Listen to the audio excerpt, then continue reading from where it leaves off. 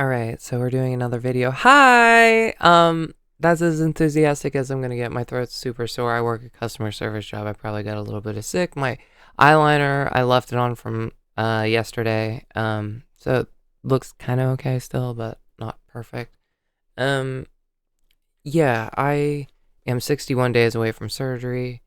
Um, and I think it was kind of a fluke the first day that like the teen boys were calling me a T-slur whenever I was like working kind of thing, and like because people still love me this year and I love it. I love that people still love me, but I think I'm probably going to end up still quitting a little bit earlier than I should, and it's going to upset some people, but I don't know. We'll see.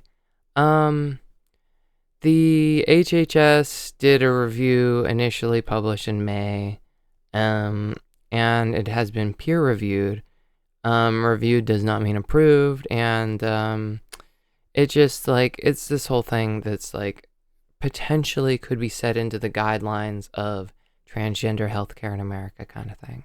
So like it just never ends with like this constant onslaught of trying to get something to stick for the trans community, and overall everything has been kind of rushed within this administration to like attack our like ability to get care kind of thing, and that's why most of this has been dismissed. It was like sloppy and not good, right? Um Also, like if they actually did the studies, they're not going to get the evidence that they want, so they're trying to like fabricate us as terrorists within the Heritage Foundation and all this stuff like all year long. It's been fun to just exist as a trans person now. Like I think people that are just starting to transition don't even understand like the implications and weights that we've been going through this year. But like somebody that's already committed to this, like it's not going to be something that I'm changing on my own decision making. If this is something that's forced on me, I'm also going to find a way to make it work because I'm not about that. I think I mentioned my throat's freaking sore. Oh, I did my nails. Um, they're not perfect. I'm going to have surgery in 61 days. So I wanted to be able to like remove it with like nail polish remover and not have to worry about it too much. I left a finger open on my one hand just in case like I absolutely cannot remove this nail polish for some reason or whatever. It'll probably be good by then. Um anyway, yeah, this HHS review, it was like there's lack of information, there's failure to account for significant confirmation bias, but then like the two things that really like make sense to me about this, and like I don't know, it's just the failure to consult any transgender individuals, family members, or clinicians. That's kind of important when you're making like a total guideline that shape the federal funding and like just shape like the overall like care of a certain group of people. There's so many legal things that are in place. My wording, it's morning. My wording, not so good. Um, um, so yeah, it's just like there's so many like different legal battles that they could essentially try, but like they've already been tried in the past and have often been shut down. Like trying to eliminate like specifically just transgender healthcare is like it's discriminatory toward like a certain group kind of thing. So like it's probably not going to be like something that's like they're able to get the stick. The only way they could do that is if they can like completely like make something seem and pass as like, yeah, like if like trans people continued to like fall for like the terrorism thing and like go out and actually start being terrorists kind of thing, then yeah, they could have maybe made a point and they maybe could have, but like again, we're even as upset as everybody in my community that I know has been over this. Nobody's acting out, nobody's doing this stuff. Meanwhile, I think I've read like, I don't know, somewhere around 1,000 to 1,500 other things that I think if like one trans person actually did any of those, our entire community could potentially be in a little bit of jeopardy right now. So I think it's like ridiculous that we're still just like the main number one focus target.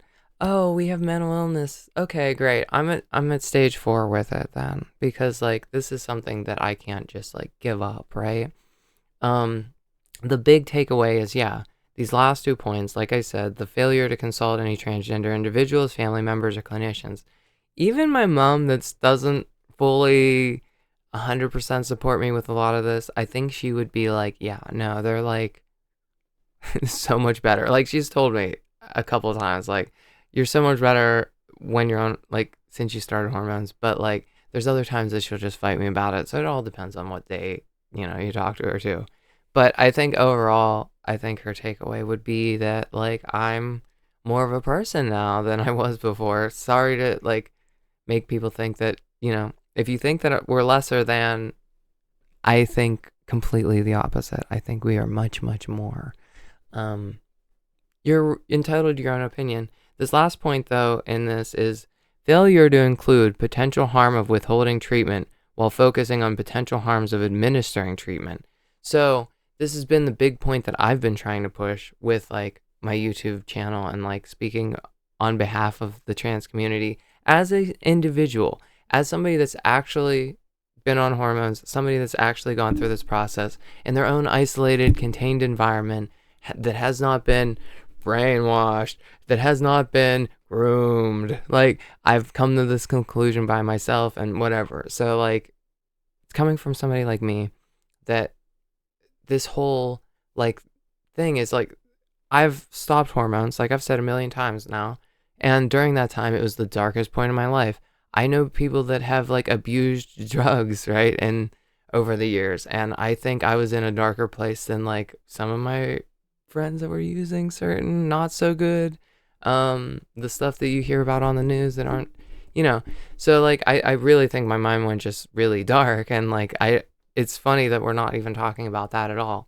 Trans people need institutionalized. Yes, every trans person will need institutionalized when you take away their life-saving medication.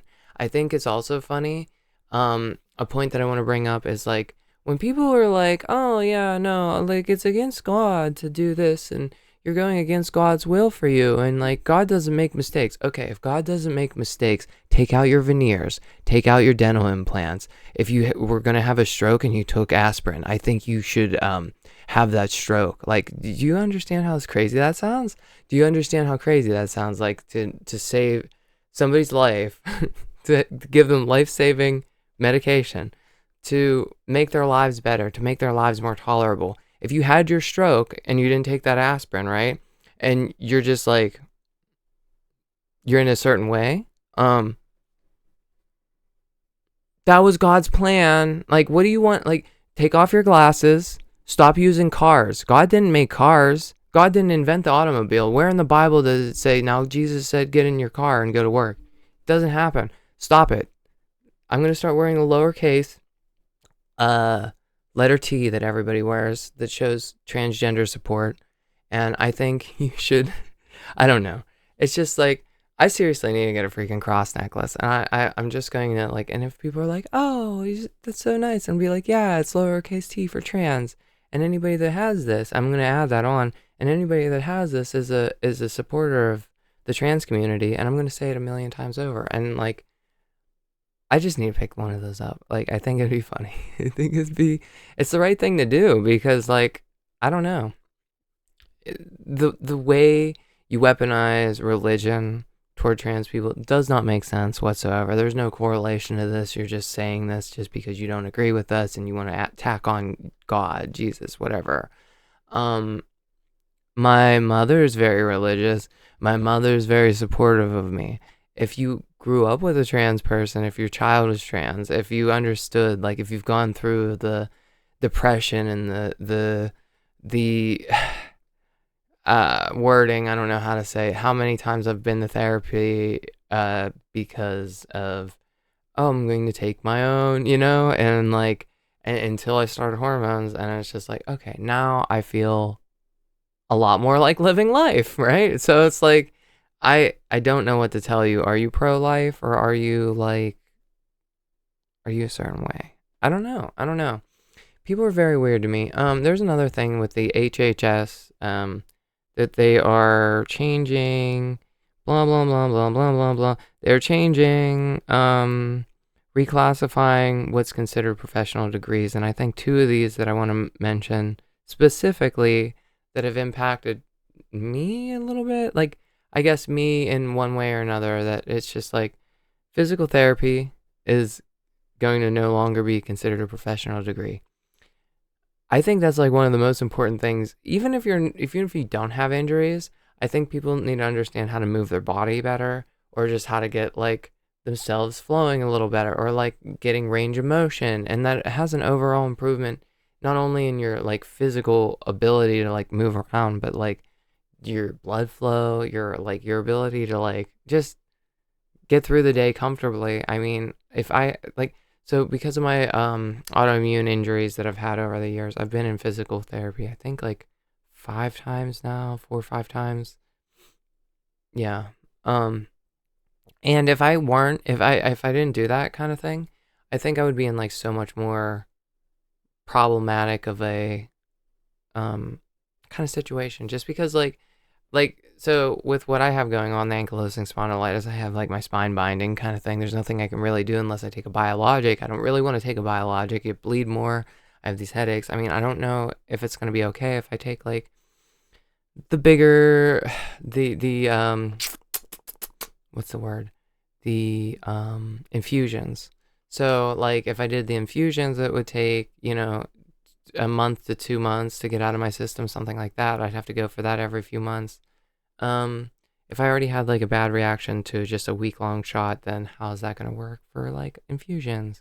Um, so I'm trying to fight it out until I get my surgery, and then at least have a little bit more time to like think about it and just try to figure out what I want to do. If we had gone a different route, if more people were sick with that type of illness, there may be a better like treatment plan. But as of right now, that's kind of the treatment plan. It doesn't like totally nuke your immune system, but it nukes a lot of your immune system enough that you're kind of exposed and at risk to getting sick more. And I'm already somebody that typically gets sick pretty easy. Um, but anyway, yeah, this physical therapy thing, it's like I think that's like pretty helpful whenever you find out that you have bulging discs in your neck and back when you're in your early 30s, and it did a significant amount to like improve my quality of life for the time being, like post care for how long until like I kind of like, oh, maybe I forget to like do it as much, or maybe I don't quite follow exactly what they like taught me to do, kind of thing. I do need to kind of get back into it. I'd like to even go back personally, just because I'm like dealing with a lot with it. Um, but I've seen what it can do for like other people too. Like, I mean, I'm not the only one that goes. Whenever I'm in the waiting room and I've seen like other people in physical therapy, it does a lot for these people.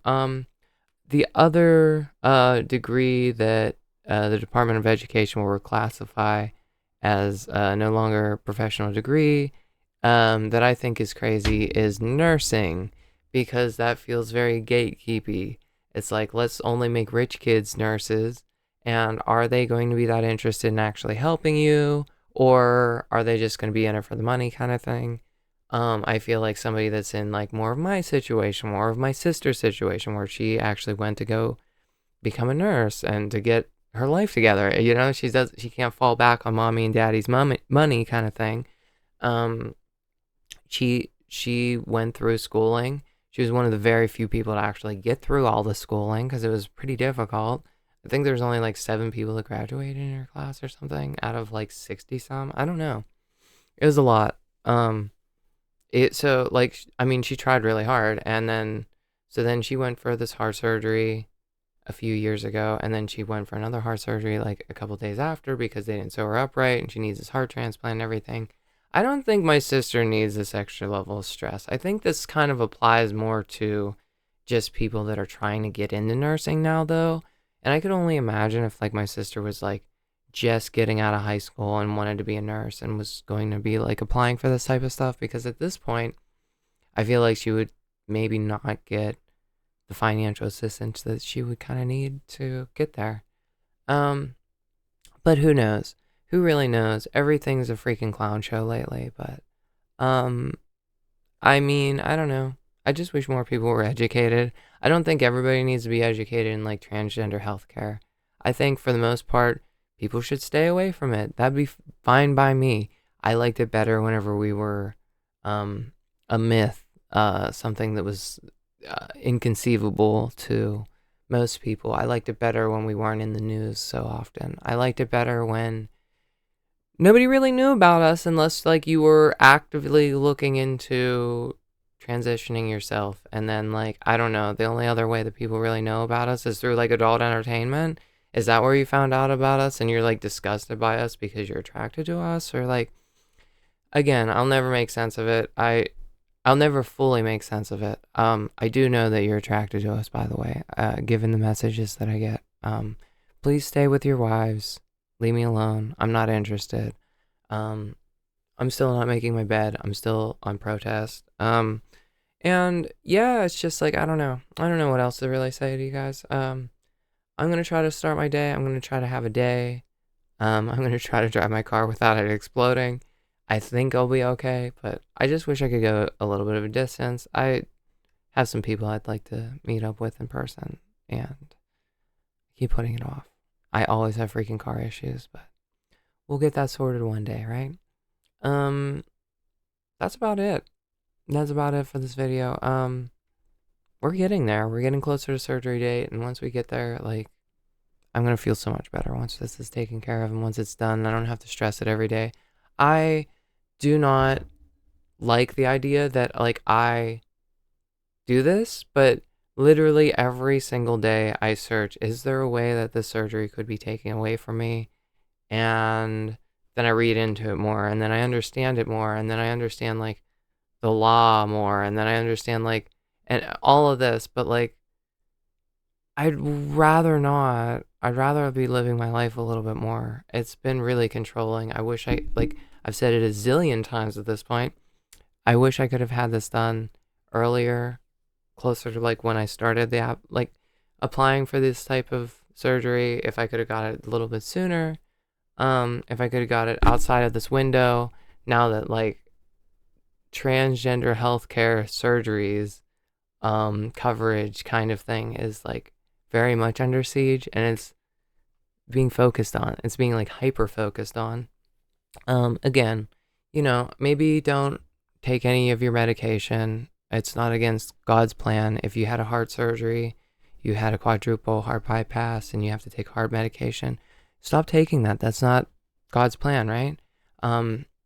You're an abomination. These are the wordings that are used toward our community. Why don't we start using it toward everyone else? The reason is because we're not a hateful, vindictive bunch that need to run people down to feel good about ourselves. We already feel good about ourselves. We already figured it out. We're already living our optimal lives, and I hope you guys do too. Actually take your medicine